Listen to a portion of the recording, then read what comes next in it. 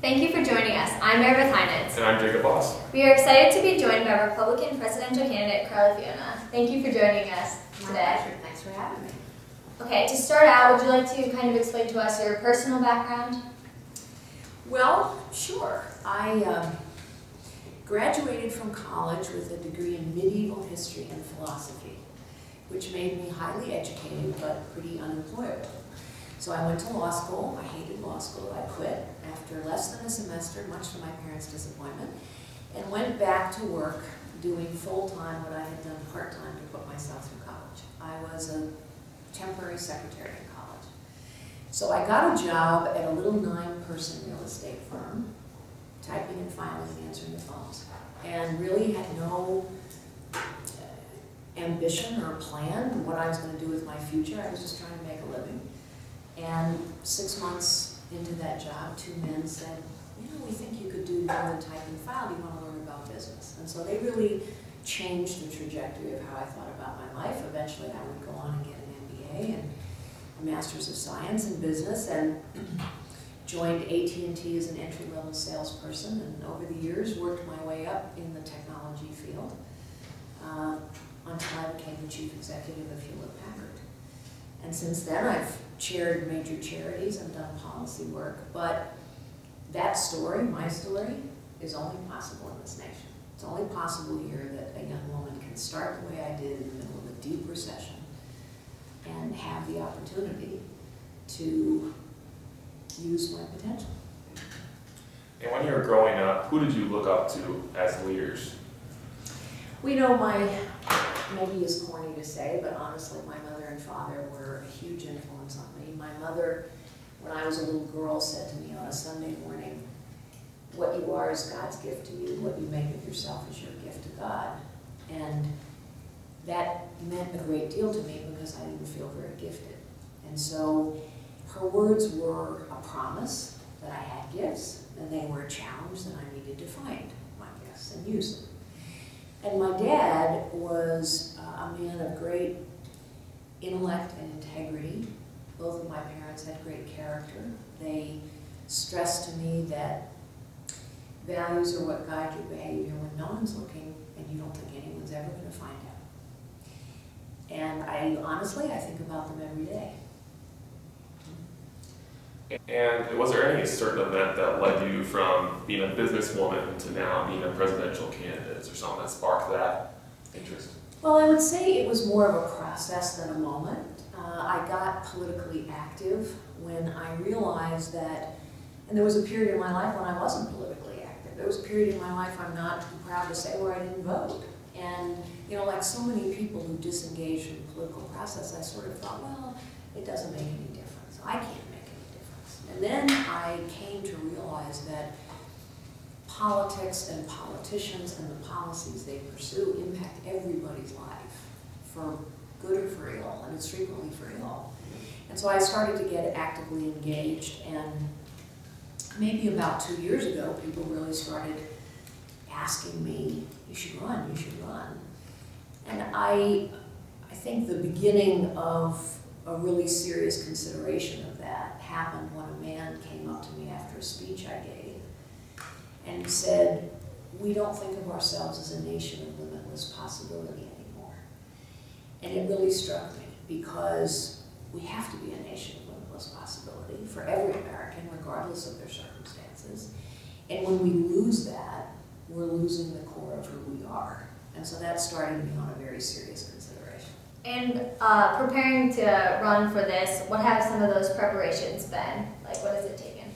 So first I had to decide, am I qualified to win the job and do the job? I had to be objective about it, and because I've hired a lot of people in my life, you know, so I said, okay, if the American people are going to hire me, am I qualified? And I concluded objectively that the presidency of the United States requires somebody who understands the economy and how it works, somebody who understands the world and how it works and who's in it, someone who understands bureaucracies, because that's what our government has become, and how you cut them down to size and hold them accountable, someone who understands technology, because it defines our century, and someone who has experience in leadership, which is challenging the status quo and solving big problems and being held accountable. And I also thought that winning the job would require doing things differently than they've been done traditionally in politics, because the vast majority of Americans think that politics is a rigged game now, that government's a rigged game, and so I had to be able to articulate and explain what we needed to do as a nation in a way that people would hear. Then I needed to go through the process of finding a team, and every worthwhile thing is a huge team effort. And running for president is an unbelievably important team effort. And so I had to find the right team and handpicked all of our senior members of the team. I have a fantastic team here in Iowa, in other key states around the country, and in our headquarters in Virginia. So I'm really proud of our team. And included in our team, of course, are supporters here on the ground in Iowa. And then finally, I made the decision, okay, we're ready. I understand, I think, what needs to be done in our nation. I understand the issues. I have a team I can count on. So I launched on May 4th. So let's move on to some more current events and such as the Democrat debate, which is on Tuesday night.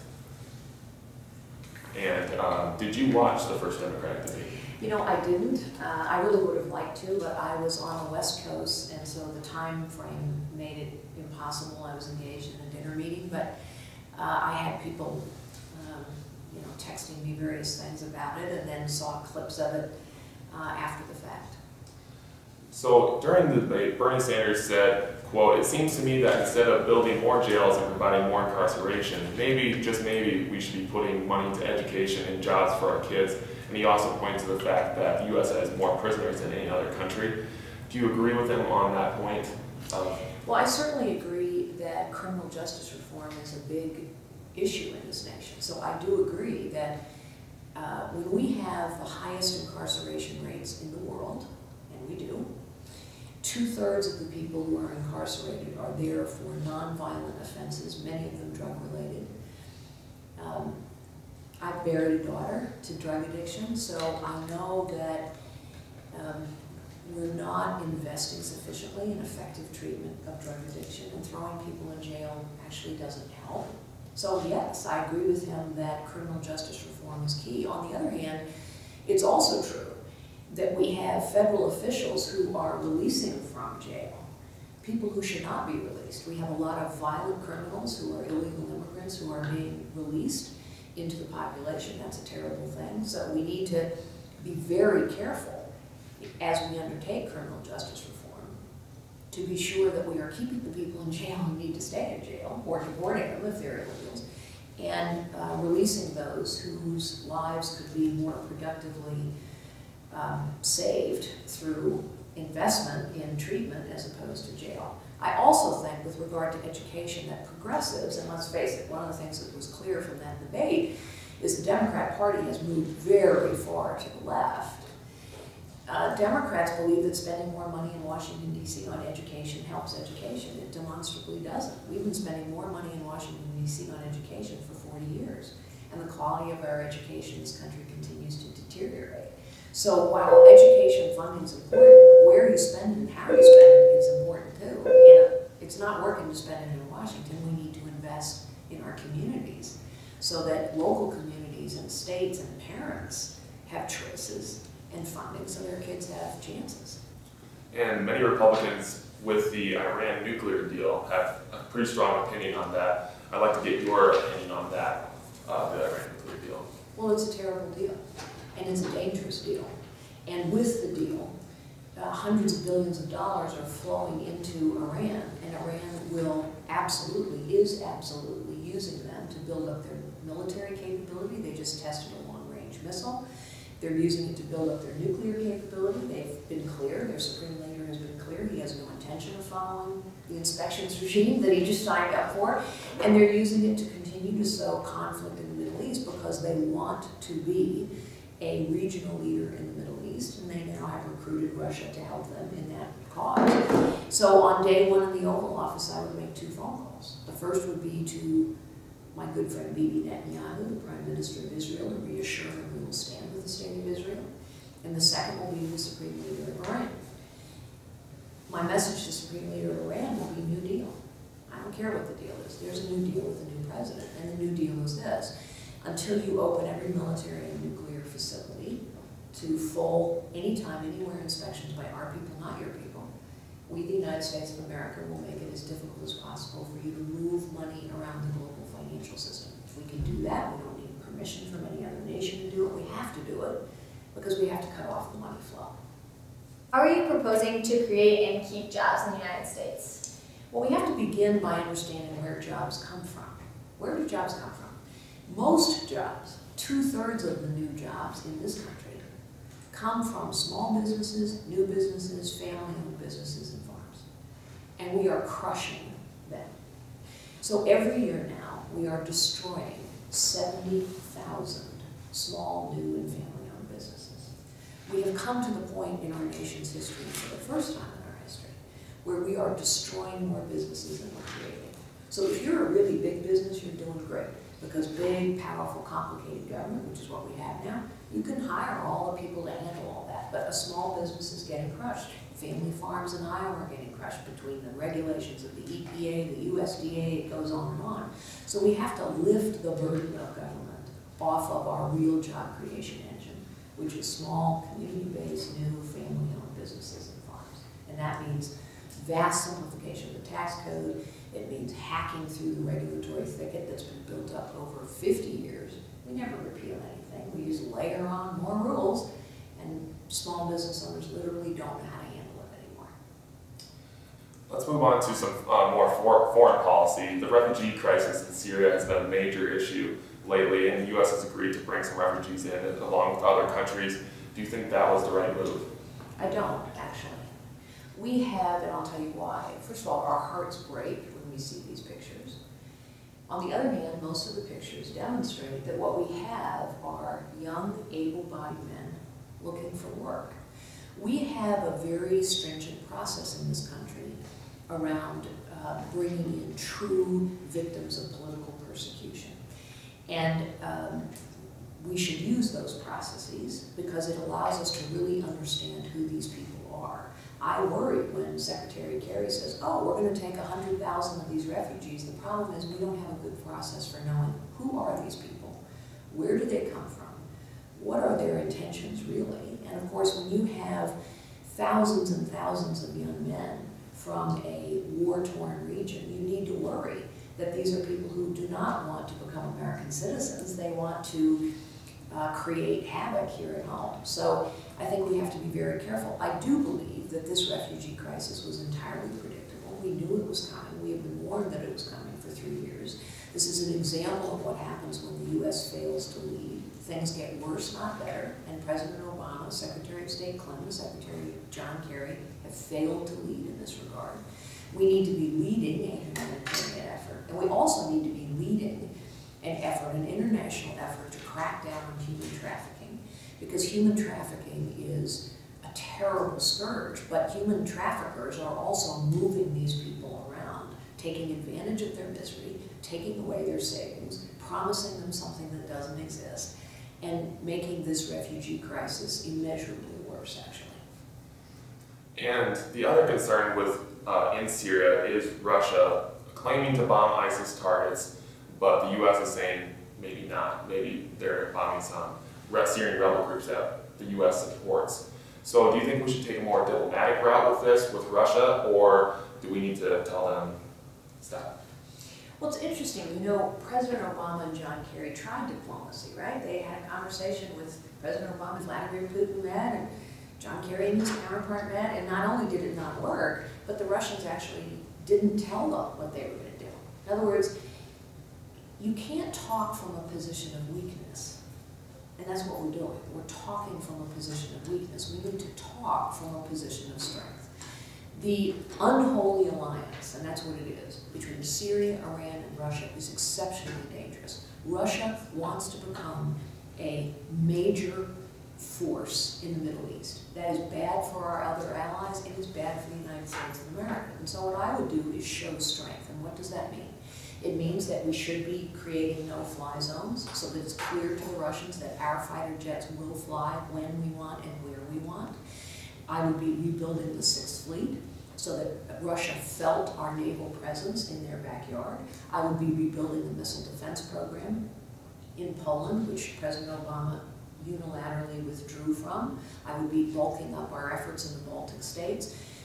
Vladimir Putin needs to see that he will face strength and resolve from the United States of America. And he has not seen that in a very long time, because every time he has undertaken an act of aggression, whether it was Crimea or Ukraine or now Syria, we, the United States of America, has done nothing. And so when you reward bad behavior, you get more bad behavior. And that's what we're getting. Let's move on to some education questions, Mary Beth. All right. In light of some recent mass shootings in American schools, will you tell us what your view is on gun control? Yeah. First, we have so many gun laws that we should enforce, and we don't. The Second Amendment guarantees an individual the right to bear arms. We have so many laws on the books that if we were following them faithfully, many of these tragedies wouldn't have happened. So Dylan Roof in South Carolina, for example, the FBI now admits, oh, you know what, he never should have been sold a gun. In other words, he fell through the cracks of existing laws somehow. That's called ineptitude. We need to close those loopholes and make sure people are performing their responsibilities with excellence. It's also true that every time the Democrats step forward with some new proposal for gun control, if you examine their proposal, what you'll find is it would not have prevented any of these tragedies. So I think what we need to do instead is think about the root causes of these things. In every case, what we have is a clearly mentally disturbed young man. It's also clear that people around these young men knew something was wrong, and yet people did not, either because of privacy regulations or because they did not gather around and say, we need to do something. This person is clearly a danger to themselves or others. And I also think we need to think very carefully as a society about what happens when you have isolated, mentally disturbed, and they're mostly young men, unfortunately, but it would apply to young women as well. When you have isolated, mentally disturbed young people who spend hours and hours and hours every day immersed in violence on the internet. Of course it has an impact on their view of the world. We ought to be thinking about mental health. We ought to be thinking about a culture of violence. And we ought to be enforcing the laws that we have, which would make a huge difference. Let's lighten it up a little bit. If you were to get the nomination, let's say you have the nomination, do you have a person in mind for vice president at all? Well, I have several people, but it's too soon to make that decision. And the reason it's too soon is because I think people are revealed over time and under pressure. There's that old saying, you know, tough times build character. It's actually not true. Tough times reveal character. And a presidential campaign is a long haul and it's a lot of pressure. And so I want to see how people behave over time and under pressure. So we'll see. All right, we're going to go a completely different direction. I don't know, that was a light question, but okay. How many speeding tickets have you received? Oh my gosh! You know, if my husband Frank were here, he could regale you with every speeding ticket I've ever had. But how many speeding tickets? I may not remember. Maybe you have to remember I'm 61, so it's like a long time. But maybe three.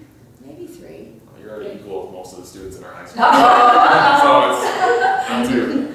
And a question that we've been asking on our show recently was, if you had to name your own hurricane, what would you name it? That's an interesting name. You know, I actually think I would name my next hurricane after my younger granddaughter, Morgan. So it would be Hurricane Morgan, because she's kind of a hurricane. Okay, what is your go-to dance move?